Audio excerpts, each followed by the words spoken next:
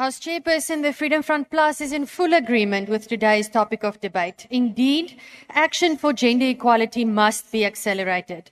But in this march forward, all efforts that we as women, all of us as stakeholders, and as a society as a whole undertake seem to be a constant march of one step forward and two steps back. What does true gender equality mean, House Chairperson? It means equal opportunities, not equal outcomes.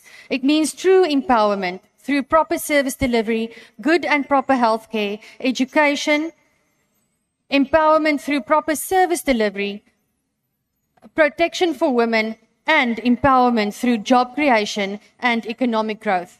Because charity starts at home, and that is not currently the case in South Africa. It hasn't been the case in South Africa for 30 years.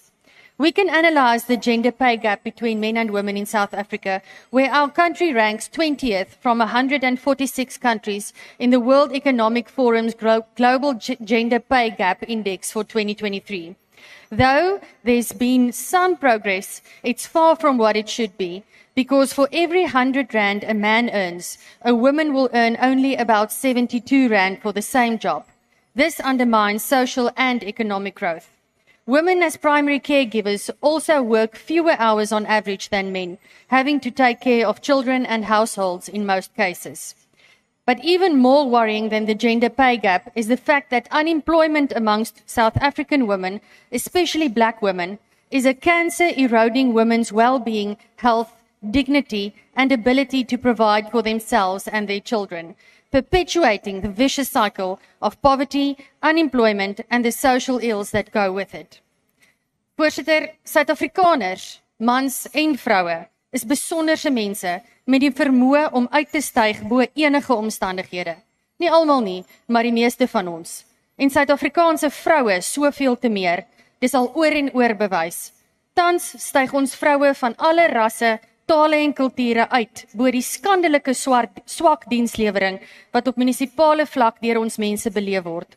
Hulle werk, hulle maak hulle kinders groot, skep werk, voorsien en woeker, ten spyte van die feit dat klein besighede en huishoudings deur munisipale dienslewering wat so swak is, dat dit grens aan kriminaliteit, hulle daagliks kniehalter. Swak gesondheidsorg, swak onderwys en geslagsgebaseerde geweld is alles klippe wat aan die nekke van vroue hang, maar hulle swem ten spyte daarvan.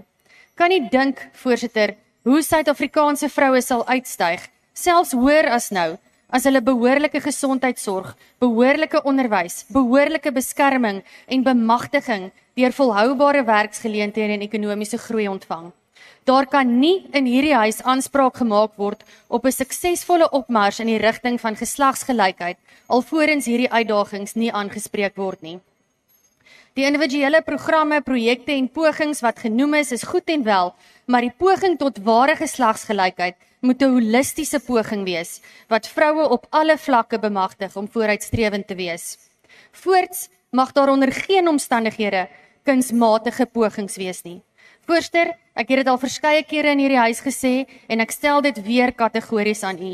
'n Kwota is 'n klap in die gesig van enige en alle verdienstelike vroue in ons samelewing. Die tyd vir teikens is verby. Ons kan nie regeringsmislukkings wat die speelveld nog meer ongelyk maak met teikens en kwotas kunsmatig regtrek nie. Dan lieg ons vir mekaar. Gelyke geleenthede deur 'n holistiese benadering sal ware opheffing en bemagtiging van vroue bewerkstellig. Gelyke uitkomste is 'n leen en vroue sal altyd aan die kortste en daarvan trek. Ek dankie.